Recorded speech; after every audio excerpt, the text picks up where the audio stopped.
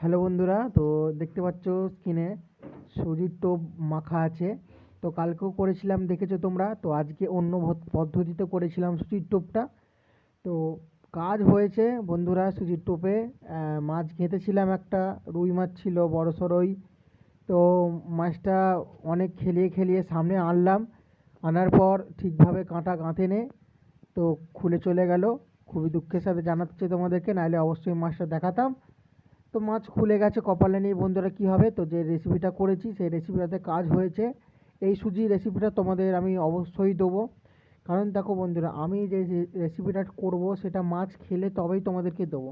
নাহলে উল্টো পাল্টা রেসিপি দিয়ে দেবো, তোমরা মাছ ধরতে পারবে না, সেটা আমি চাই না, ঠিক আছে। তো আমি মাছ পেয়েছি, মাছ খেয়েছে, সেই রেসিপিটা আমি তোমাদের দেবো। তোমরা ট্রাই করে অবশ্যই দেখবে।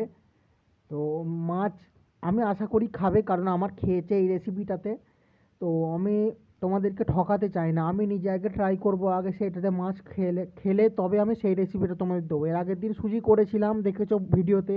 তো সেটাতে মাছ খায়নি বলে সেই রেসিপিটা আমি তোমাদের দেবো না।